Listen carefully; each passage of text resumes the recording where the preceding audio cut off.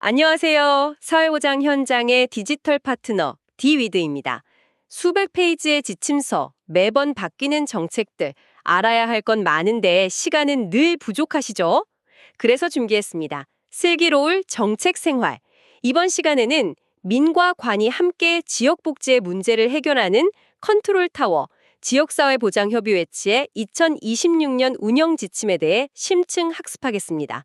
그 다섯 번째 주제는 지역사회보장협의회치의 운영입니다.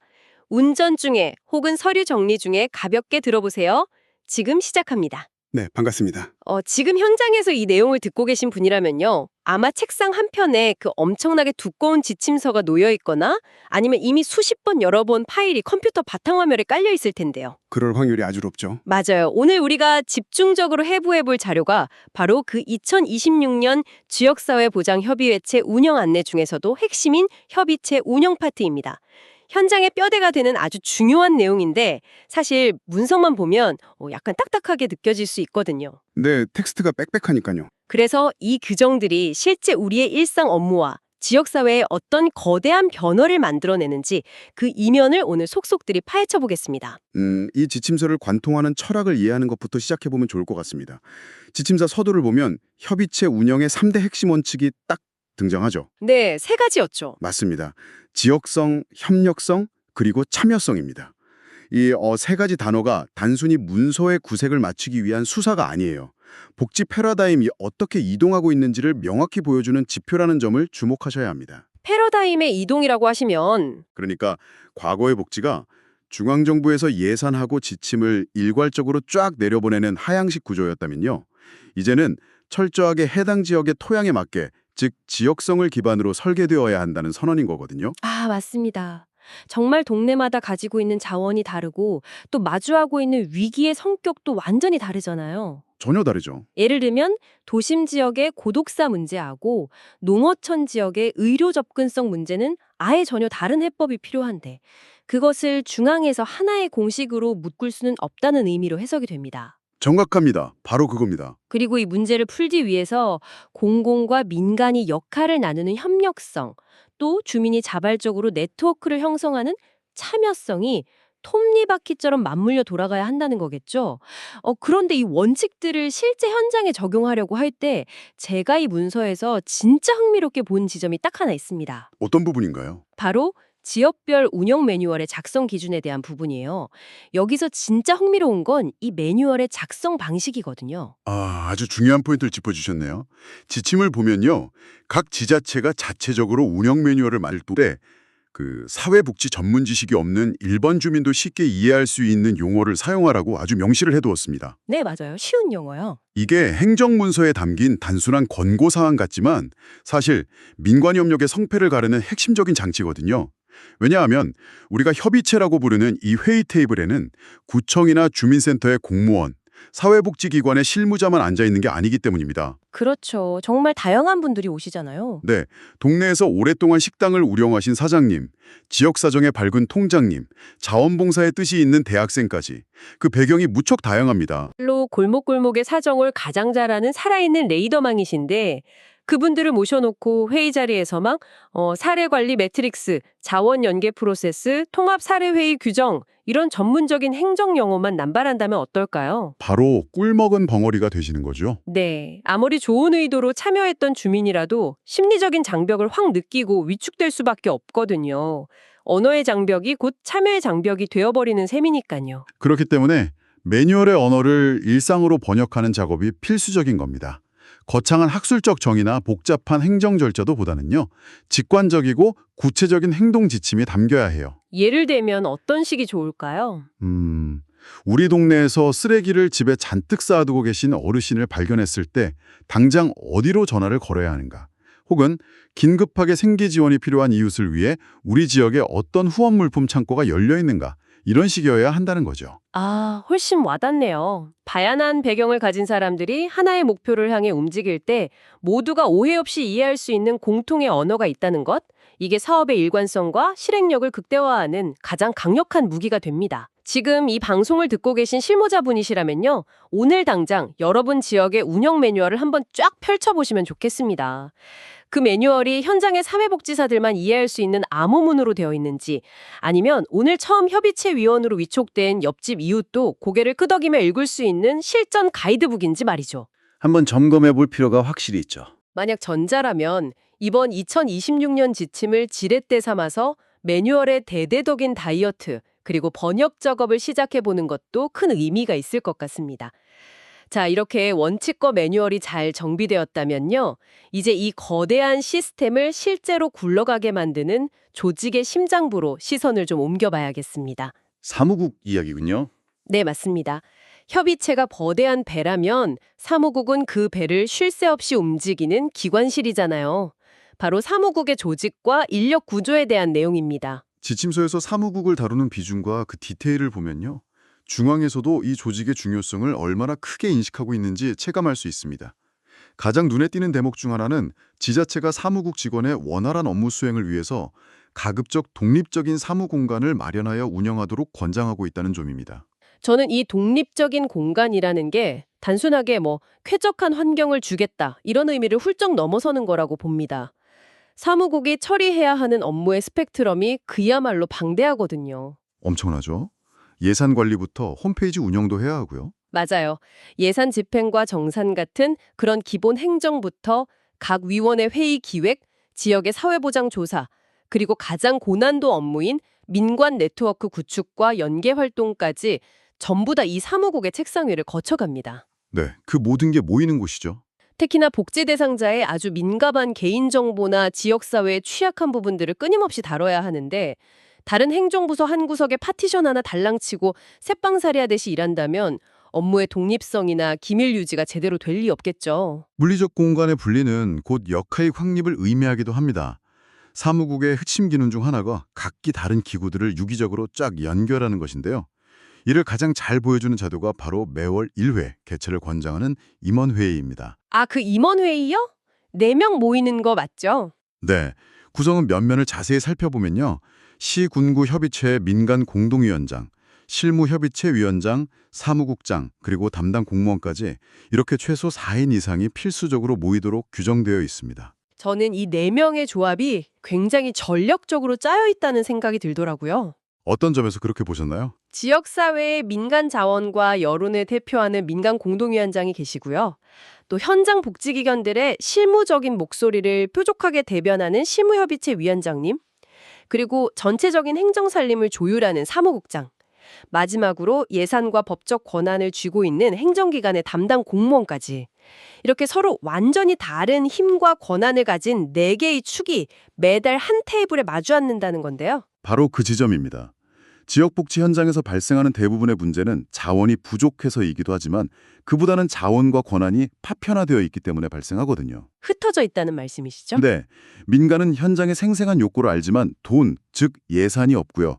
행정은 예산이 있지만 현장의 그 미세한 변화를 실시간으로 놓치기 쉽습니다. 임원회의는 이 파편화된 주체들이 한자리에 모여 의사결정의 병목 현상을 해소하는 것입니다. 추진 중인 사업의 진행 상황을 투명하게 공유하고 각자의 자원을 교환하는 일종의 전략 통제실 역할을 수행하게 되는 거죠. 전략 통제실. 네, 이 회의가 얼마나 밀도 있게 운영되느냐에 따라 그 지역 복지 생태계의 역동성이 완전히 달라진다고 해도 과언이 아닙니다. 이렇게 중요한 통제실을 이끄는 전담 직원들이라면 그 전문성 또한 상당해야 할 텐데요. 지침서에 명시된 자격 요건을 제가 자세히 들여다보니까 진짜 촘촘하게 설계되어 있더군요. 네, 기준이 꽤 높죠. 예를 들어 사무국장이 되려면 사회복지사 1급 자격증을 소지하고 협의체에서 6년 혹은 관련 기관에서 8년 이상 근무해야 합니다. 2급 소지자라면 무려 10년의 현장 경력이 필요하고요. 직원으로 채용될 때도 직급에 따라 최소 1년에서 최고 10년까지의 촘촘한 실무 경험을 요구하고 있습니다. 현장의 그 무거운 무게감을 감당할 수 있는 철저한 검증을 거치겠다는 뜻이겠죠. 네, 당연한 수순입니다. 그런데 여기서 제가 가장 놀랐던 건요. 이 엄격한 기준 안에 숨어있는 유연성이었습니다. 반드시 사회복지사 자격증에만 고집스럽게 얽매이지 않고 있더라고요. 이 부분이 이번 지침에서 가장 전향적이고 통찰력 있는 변화 중 하나입니다. 동등한 자격으로 인정하는 자라는 조항을 두어서 문호를 활짝 열어뒀어요. 네, 저도 그 조항 봤습니다. 사회복지사 자격증이 없더라도 예를 들어서 청소년 상담사 2급 자격증을 보유했거나 교육학, 사회복지학 관련 석사, 박사 학위를 가진 사람이 동일한 기간의 현장 경험을 갖췄다면요. 그 전문성을 동등하게 인정해주겠다는 겁니다. 야, 이거 진짜 대단한 변화 아닌가요? 엄청난 거죠. 이것은 현대 사회의 복지 문제가 더 이상 전통적인 빈곤 구제의 틀 안에 갇혀있지 않다는 것을 행정 시스템이 공식적으로 인정한 결과입니다. 깊이 공감합니다. 당장 현장에서 마주하는 위기 가구만 보더라도 단순히 쌀이나 생계비를 지원한다고 해결되는 경우가 거의 없잖아요. 맞습니다. 복합적이죠. 부모의 실직, 아이들의 심리적 불안, 주거 환경의 악화, 가족 간의 갈등 등등 경제, 심리, 교육의 문제가 거미줄처럼 얽혀 있습니다. 이런 복합적인 위기를 풀어내기 위해서는 사회복지라는 단일한 렌즈를 넘어서야 한다는 거죠. 네, 다각도로 봐야죠. 청소년 문제, 가족 심리, 교육학 등 다양한 학문적 배경과 훈련을 거친 융합적 인재들이 지역사회 보장협의체 안으로 들어와야 한다는 아주 강력한 시그널인 셈입니다. 네, 그리고 인재의 다양성을 확보하는 것만큼이나 더 중요한 것이 있습니다. 그 융합적 인재들이 현장을 훌쩍 떠나지 않고 오래오래 머물 수 있도록 만드는 처우의 문제입니다. 우리 청취자 여러분이 가장 귀 쫑긋하실 부분입니다. 처우 문제. 복지 현장의 고질적인 문제 중 하나가 높은 이직률이잖아요. 이번 지침은 이 부분을 구조적으로 보완하려는 의지를 명확히 보여줍니다. 우선 고용의 불안정성을 해소하기 위해 무계계약직을 원칙으로 권장하고 있고요. 급여 체계 역시 사회복지시설 종사자 인건비 가이드라인을 엄격히 준수하도록 못 박았습니다. 제가 수당 체계의 구체적인 숫자들을 보니까요. 장기 근속과 생활의 안정을 유도하려는 치열한 고민이 엿보입니다. 숫자들이 꽤 디테일하죠. 네, 단순히 얼마를 준다는 수치를 넘어서서 그 구조가 던지는 메시지가 있거든요.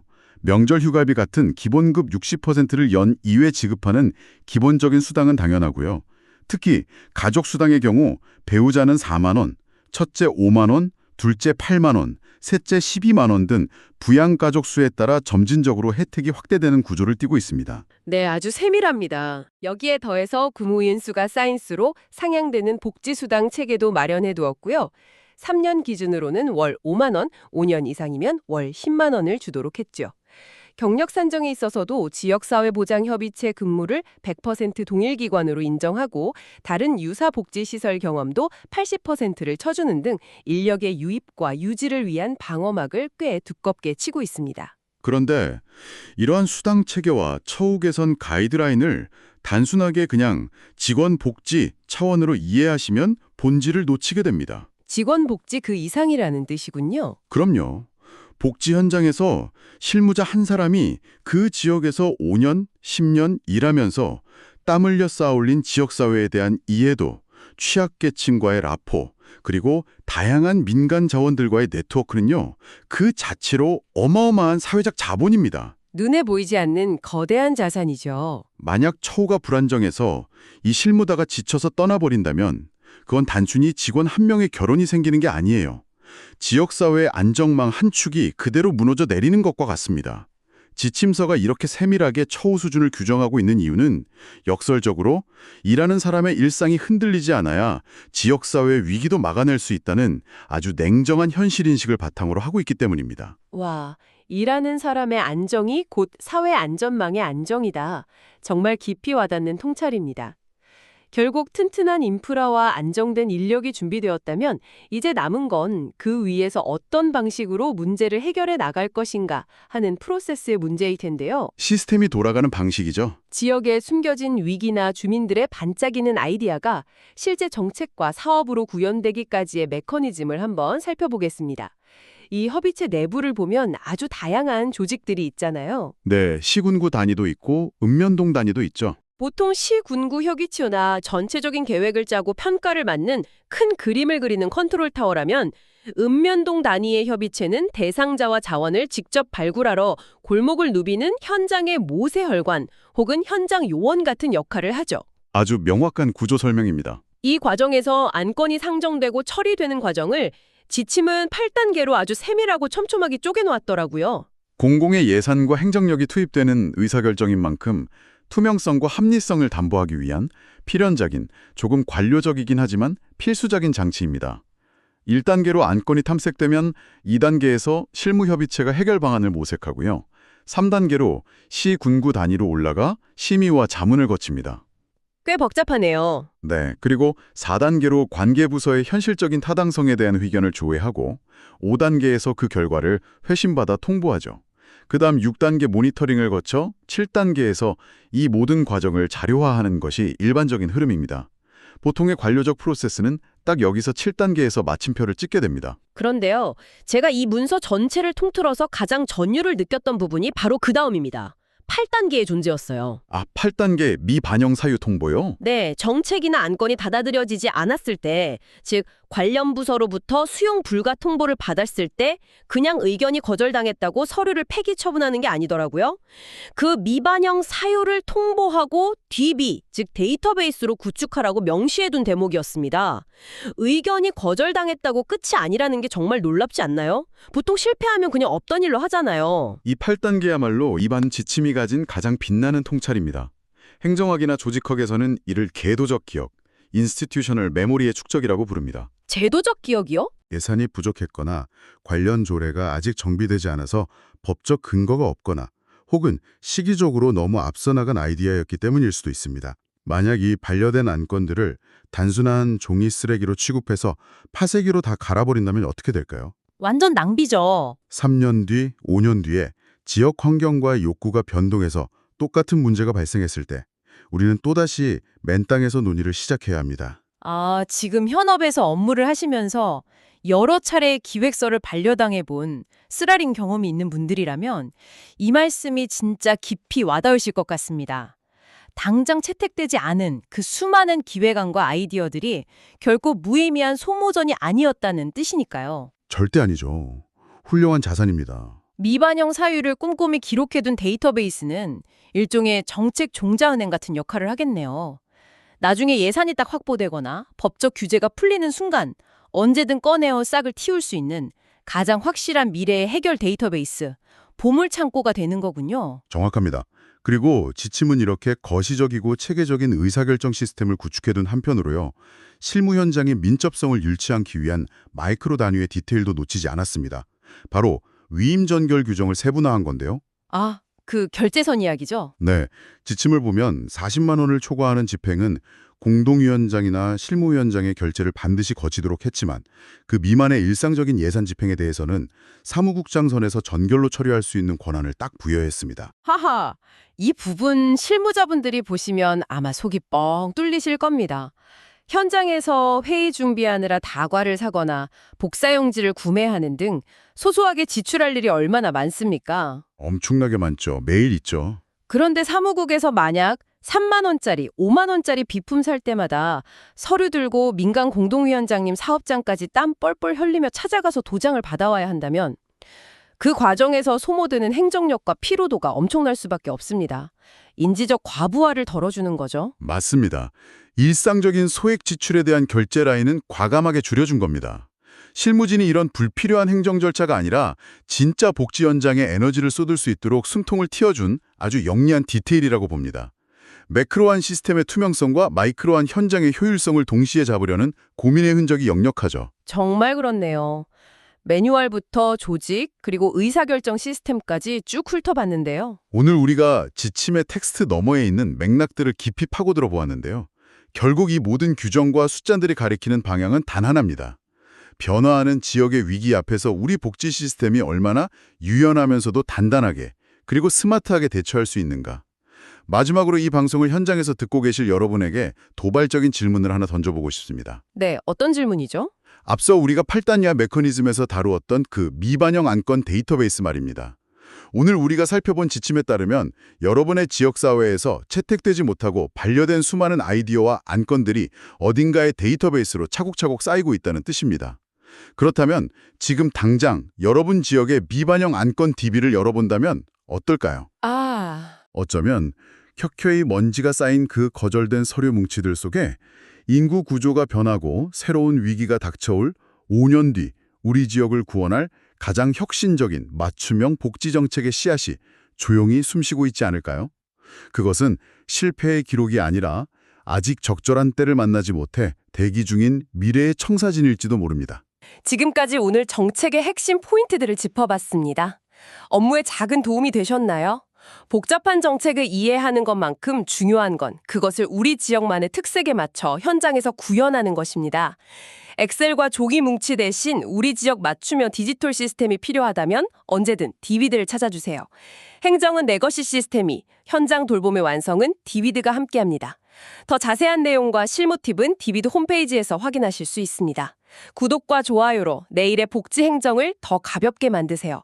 보다 촘촘한 사회 안전망을 위한 디지털 파트너 디비드였습니다. 감사합니다.